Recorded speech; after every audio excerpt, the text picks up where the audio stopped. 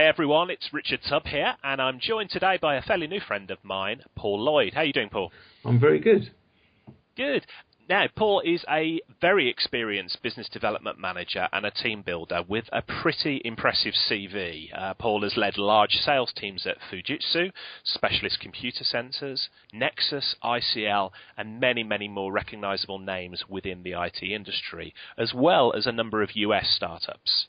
And amongst his achievements, Paul helped grow one security vendor's UK business by 25%. He's managed multidiscipline teams of over 100 people, and he now runs Treemount, a tactical marketing and lead production business.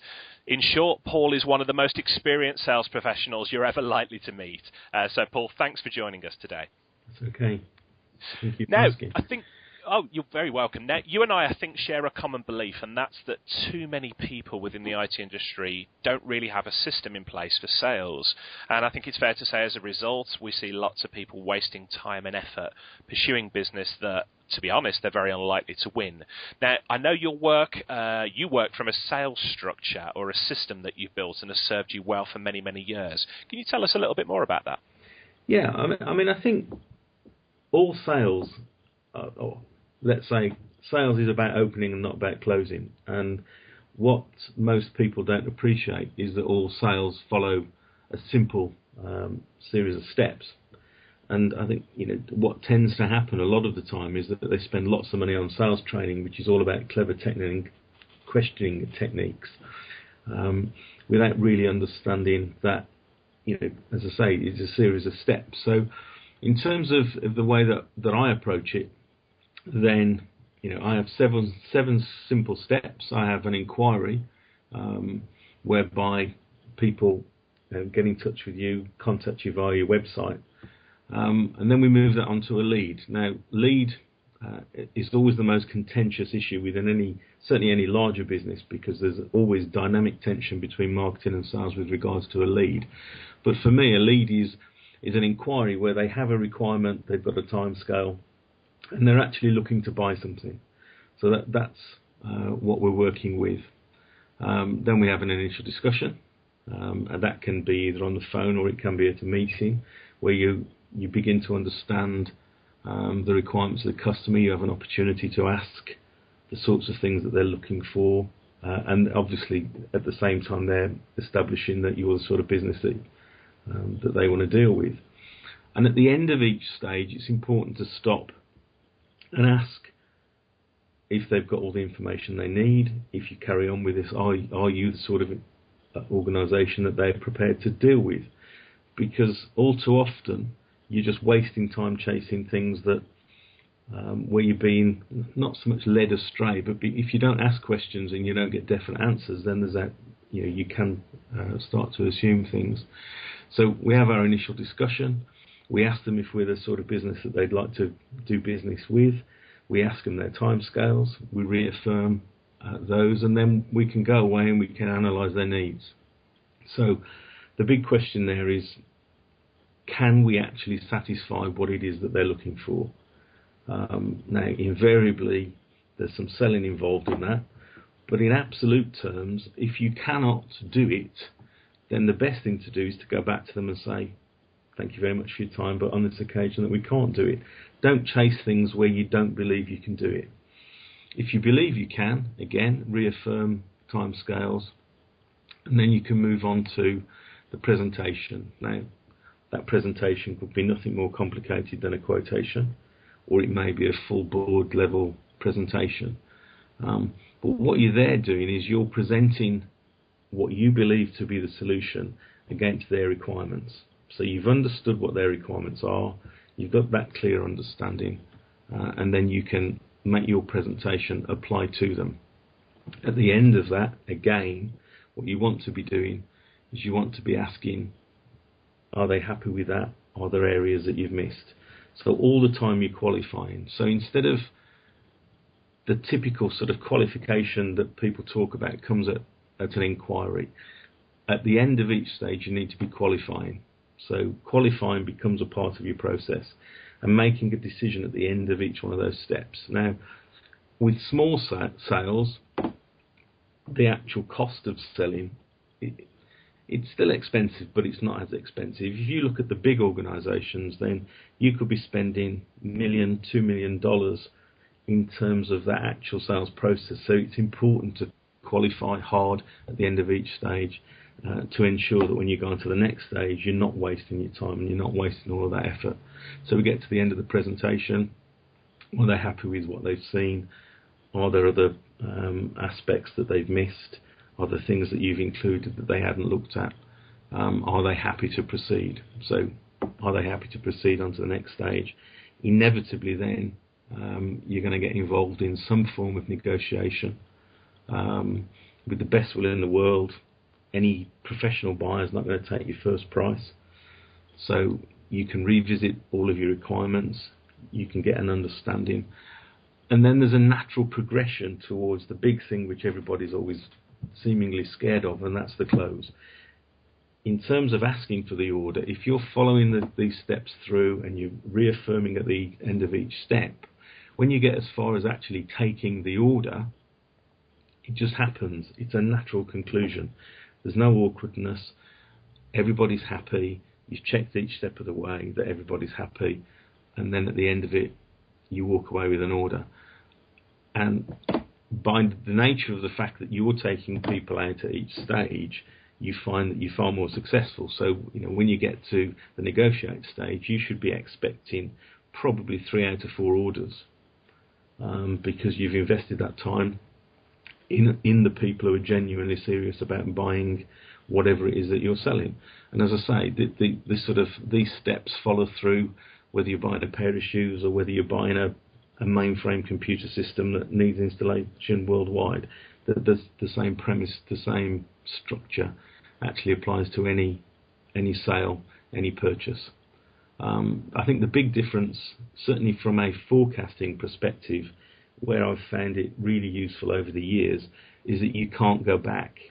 And what I mean by that is that if you get to the presentation stage and then it starts to unravel, or you find that there's something that you've missed from earlier stages, or the customer starts delaying in terms of the timescale, then what I've said to people is to stop and go back to the beginning and create a new opportunity or create a new lead, and then work that one from the start again. So you don't get this concept of, you get to one stage and then you start going back through the stages, because if you've done each one of those correctly, there is no going back.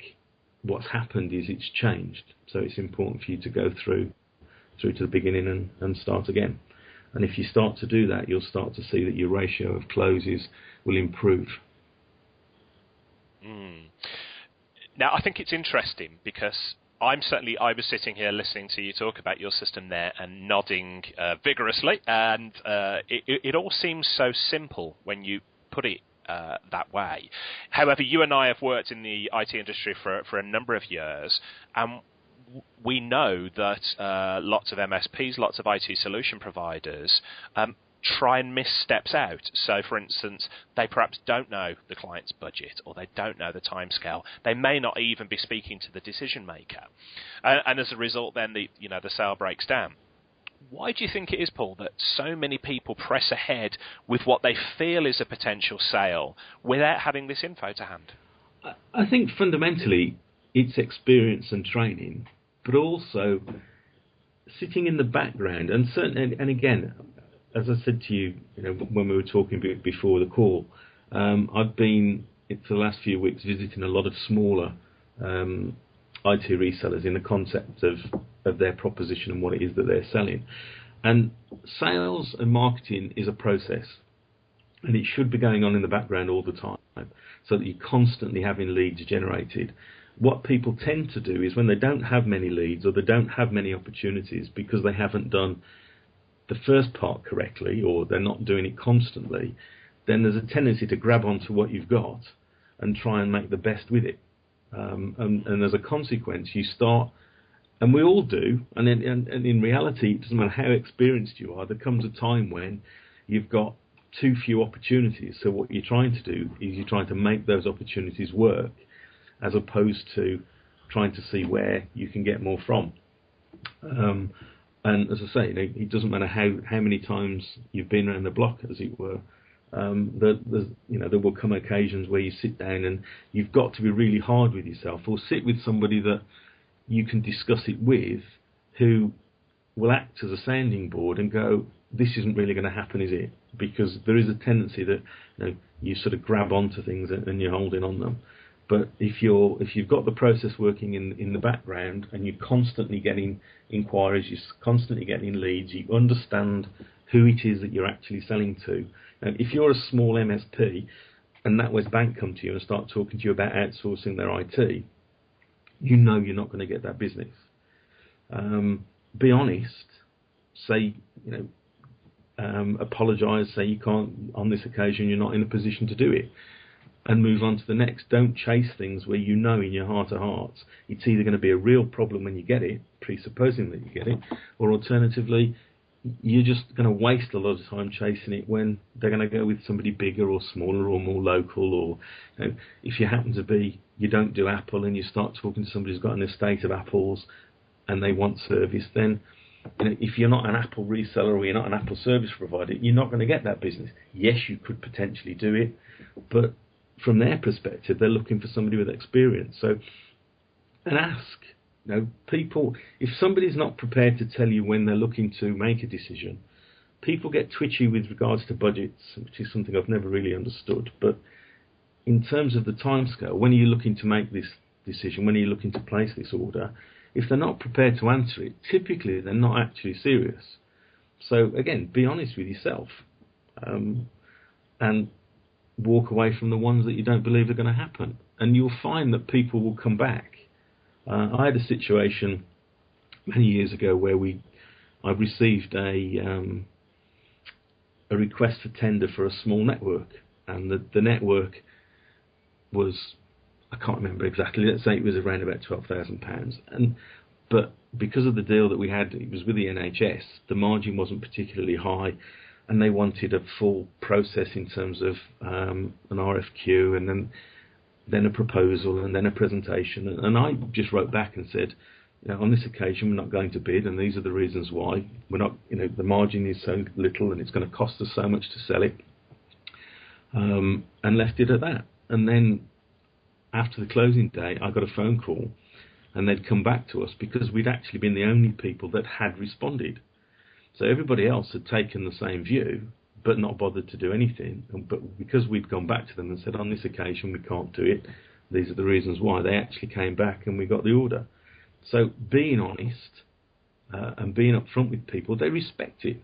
They understand you're selling something. There's no mystique. You can't sneak in somewhere and pretend you're not a salesman. They understand that you're selling things. You can have a sensible exchange, and at the end of that, you make a decision whether or not you want to go on to the next stage, or if you're not sure, ask some questions. And when you get the answer, take a hard and experienced view of it as to whether you should carry on. But you've only got so many hours in the day. So the more time you waste on deals that you genuinely believe in your heart of hearts aren't going to happen, then the less time you've got to spend on the ones that are. Absolutely, that makes a lot of sense. 2 points. I've been scribbling some notes while we've been talking. One, when you talk about I guess it's emotional investment that people put into to the deals that are not right for them. When I guess it's fair to say they don't have an abundance of opportunities. So when there's not that many opportunities there, people tend to emotionally invest in it a little bit more and hope, for want of a better word, that things pick up. Of course, they rarely, if ever, do. And I heard a phrase the other day which I thought, struck a chord with me. Somebody said marketing is a continuous process, not an event. And I think that makes a lot of sense, because so many small businesses that you see don't worry about the pipeline and don't worry about sales until there's nothing in the pipeline or until they've got no sales lined up. And then, of course, it becomes very difficult to objectively go along to sales meetings thinking, it doesn't matter whether or not you win this business. People start to become very, very invested in winning that. Would you say that's the case? I think so. I think that in the same way, it sits behind the business, that the sales and marketing process, and it really doesn't matter how big or small the organisation is, you've got to be constantly touching people that you want to do business with. And if you're typically a technical business, then technical businesses are run by technical people. But the basics of constant touch, understanding who it is that you want to sell to, should be going on all the time. There is a natural length that a sale will take for you.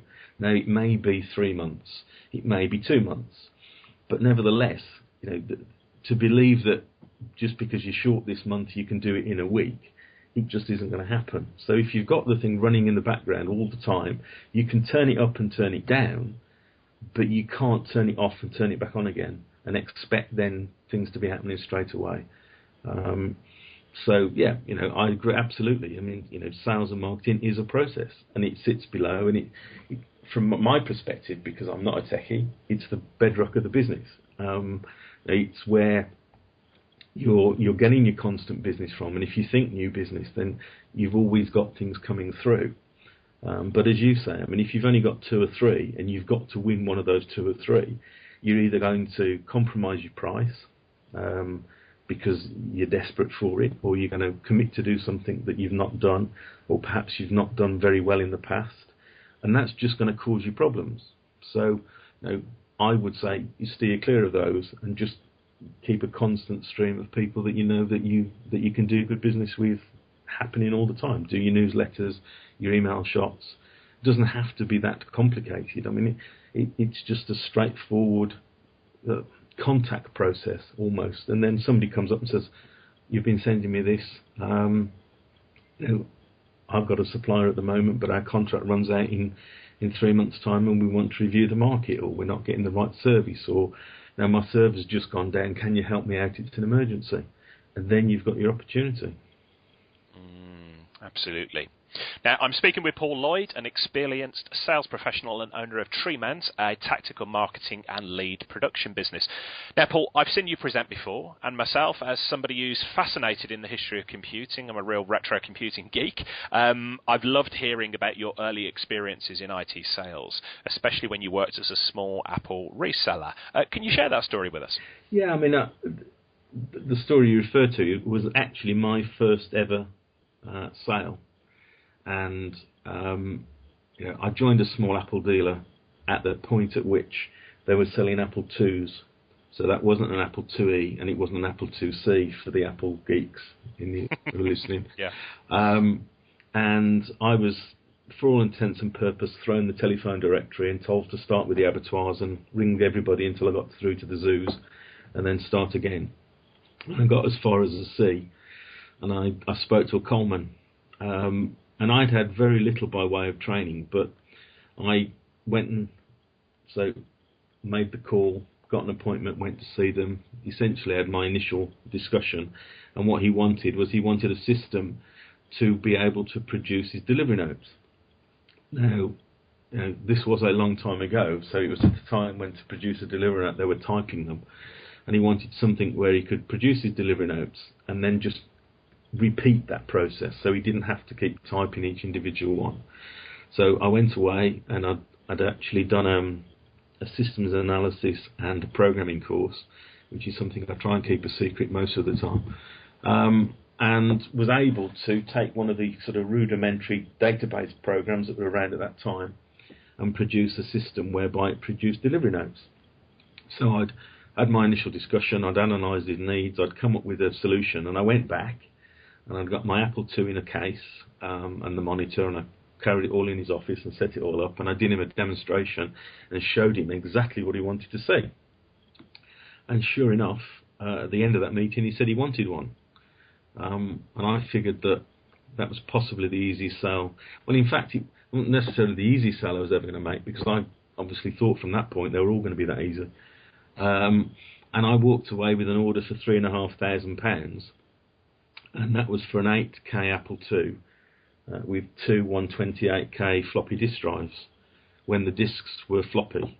And we did it on a lease, as it was at the time, and he got his system and I got a commission check. And the rest, as they say, is history. Wow, I love that story. I go as far back as the Apple IIe, so that predates even that. That's a brilliant story. I love hearing that, and I know, having spoken, you've got plenty of other stories from when you were starting out in your career as well. But going back to something you said earlier on in the conversation, that you said you were visiting a lot of MSPs in the UK, and I believe you're looking at running a number of workshops aimed at helping IT professionals to understand your sales process better and to actually, make better use of their sales time. Tell us a little bit more about that.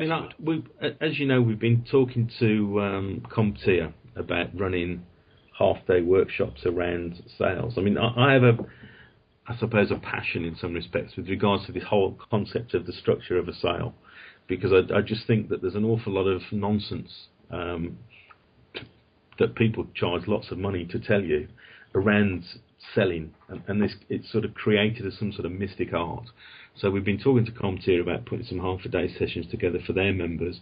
But the other thing that I've been doing is visiting, as I say, a number of the smaller MSPs and resellers with a view to having a workshop. And I ran one on Friday for a small MSP, and actually it was an Apple MSP based in London, where now we review not only the proposition that they have to offer, but start from the basics of who are they selling to, and start to build up that contact process and that sales process that we've got running in the background. So at the minute we've done it, or I've done it with specific organisations or one-offs, and we are looking then to broaden that out into having sessions, similar to yourself, Richard, and invite a number of organisations along to talk about it. But it's all around the process. It's all around understanding, what you have to sell, who you want to sell it to, and how to position it, as opposed to do you want this one in red or black, or any sort of clever questioning technique or closing technique at a sales meeting. Because I think we've moved on from that. I mean, certainly in the IT space, people buy IT these days because it serves a purpose. We're selling a solution. In the old days, we used to be able to sell technology because it was sexy and it was new, and people would buy it on that basis. Today, certainly in the SME space, they want to reduce costs, become more efficient, or sell more. And so, if we understand that, then what we need to then understand is how we position, what it is that we have to offer, and have it stress tested. I mean, some of it is around what's missing from your proposition. What can we add in there that A, makes you more money, but makes the whole thing a little bit more rounded. So it's a sort of true interactive workshop based on their business. It's interesting you say about what SMBs want from IT nowadays, and I think I published a newsletter a couple of months ago now, the title of which was The End of Fashion IT, that caused quite a lot of feedback. And what I mean by fashion IT was that people don't just buy it for the bells and whistles anymore. They want to know how it's going to make an impact on how it's on their bottom line, how it's going to save them money, or how it's going to make them money. So probably the days of I am a techie, the days when I used to run an MSP and could go and talk to people about Small Business Server and all the cool things that it did. Those days I think are pretty much over, and nowadays you need to speak as one business owner to another and understand it is all about the bottom line, essentially. Absolutely. I mean, I made a living selling new kits every 9 or 12 months. I mean, if you go back towards the end of the 90s, I mean, you've got a situation where the manufacturers are refreshing their product range every 6 months, and by the time you'd got one out in the market, there was a new one. And because I worked in the enterprise space, enterprises would go out and buy the latest one, and so you knew that you were on a constant refresh, and that all sort of came to a grinding halt with Y2K, and since then, people have stepped back off it, and they'll sweat what they've got. But what they need to see is what they're getting from it. And if you're selling an MSP, is what they're benefiting. Where are they saving money? Are they getting an increase in service? If they're paying you for the service, what's their likely downtime, what's it going to cost them if it goes down. And these are all the things that they do in the same way as you do. I mean, if you look within yourself in terms of when you purchase things, it's no different.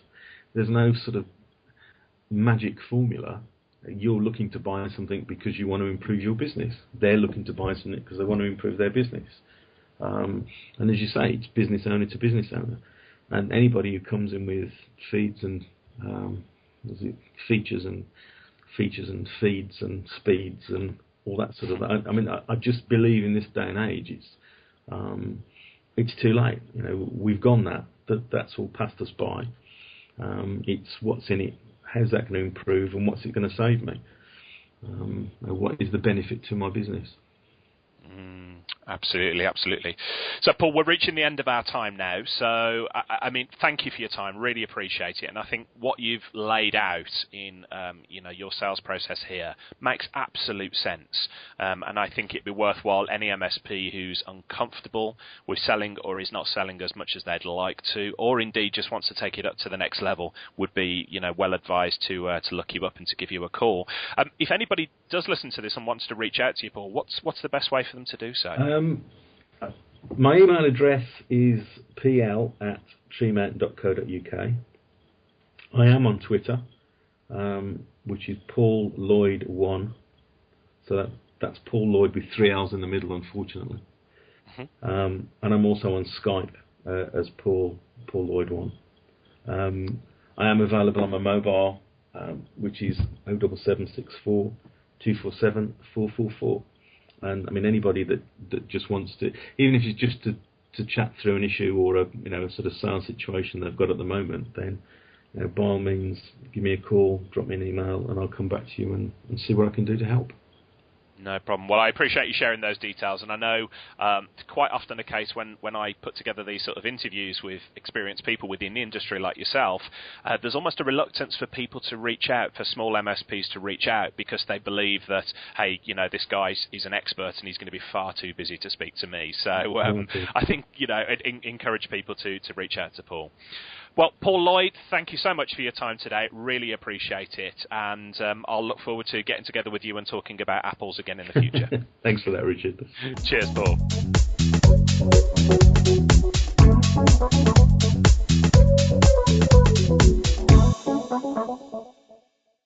Hey team, this is Richard again. Just one more thing before you take off, and that is MSP Insights. Now, every Tuesday, I share my thoughts on the business of IT with you, the managed service community. Thousands of managed service providers already subscribe to MSP Insights. It's easy to sign up, easy to cancel. MSP Insights is basically a short email from me every Tuesday without fail with advice on growing your IT business, plus cool resources I've found, discovered, or started exploring that week. It's kind of like my diary of cool things, and often includes articles or books I've read, tools I've discovered, and events I think you'd be interested in, often sent to me by my friends and Tub Talk podcast guests. So, if that sounds fun, a short tiny bite of MSP goodness every Tuesday, and you'd like to try it out, just go to go.tub.co/Tuesday. That's go.tub.co/Tuesday. Drop in your email and you'll get the very next one. Thanks for listening.